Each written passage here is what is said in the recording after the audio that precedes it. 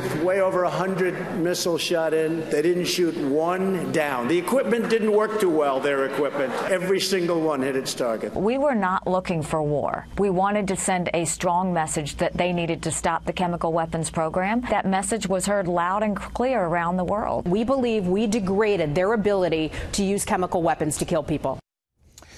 Syria, reaction around the world to the strikes, 105 missiles. The president saying all hitting their targets, none shot down by the Russians. Here's the British Prime Minister. This was not about intervening in a civil war, and it was not about regime change. It was about a limited, targeted and effective strike that sought to alleviate the humanitarian suffering of the Syrian people by degrading the Syrian regime's chemical weapons capability and deterring their use. Okay, back with the panel. Critics on both sides, Olivier. Some saying this shouldn't have been done in the first place. Others saying it didn't go far enough and didn't push the buttons that they needed to push. So according to the Pentagon, if you take their account of the strike, it was very tactically successful. All 105 missiles found their targets. They showed us the targets destroyed. The question, though, now becomes what happens to the strategy? Because right now the U.S. strategy in Syria is pretty muddy. We had Secretary Tillerson earlier this year describing in expansive terms an effort to achieve a political solution to contain Iran and, of course, to finish the job of defeating ISIS. Then we had the president saying that we were going to get out of Syria as soon as possible, even while across town the general running the war was laying out the reasons for staying. Then we had the French president saying more recently, yesterday in an interview, that he had convinced President Trump to stay in for the long term, which the White House then characterized as, well, there's no timetable exactly, but we still want to get out. So for the question for me right now is, what is the American strategy in Syria? Is this a one-off? It was tactically successful, but what happens to the strategy now?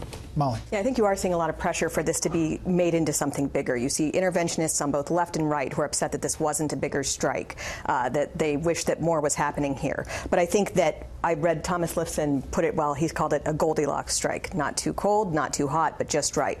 Not too much to invite aggression, not too little to invite them to continue to use chemical weapons. And the instincts that Trump had, which were to stay out of Syria, he seems to still be pushing for against all this criticism, who want him to get more involved and be more embroiled in yet another Middle East conflict. Those instincts are probably right that Mike. He has. Yeah, Brett, to pick up on the president's instincts, we learned two things here. One, we've known that he's been contradictory about this and conflicted himself about what he resisting going in, talking just weeks ago about getting out of Syria, but then responding to these pictures that we saw here on Special Report again and again. The personal connection, the emotional case is what carries the day if you're in briefing this president. And then second, we saw the president went with his generals, and time and again on national security questions, this president has been in the 40-yard lines of Republican national security policy, and we saw it again. He wanted to go bigger, the emotional response.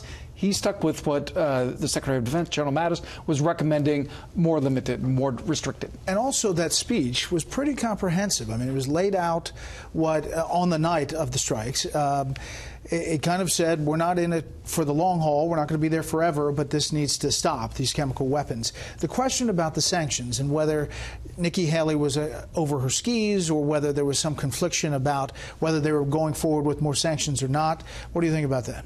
Well, I think that it's rare, actually, to announce the precise day when you're rolling out economic sanctions, because you don't want to telegraph your move. I mean, by this point, prominent Russians have to know what's coming. She did get a little bit out over her skis, but what struck me was it is rare to announce this stuff. It also highlighted something, which is there's a difference between the Trump administration Russia policy and Donald Trump's policy towards Russia, where the administration has been pretty tough. I mean, if you look at issue after issue, let me just take one: providing lethal defensive aid to the Ukrainians, for example, something the Obama folks resisted out of concerns that it might escalate the conflict there. That's a big step. And then I mean, the focus is why these sanctions didn't come on. Does it have to do with Russia? But there's no looking back at what actually has happened on In Russia. fact, when there are so many sanctions placed on individuals or corporations in Russia, that doesn't get a lot of media coverage. We hear all this about supposed compromat that is binding the president, but when he actually does take a hard line against these people, and you can be harsh against Russia without actually wanting to go to war against Russia too. And this is an occupational hazard of being a Trump cabinet member or administration official. It's clear, as Olivia suggested, she was articulating the administration consensus at that moment.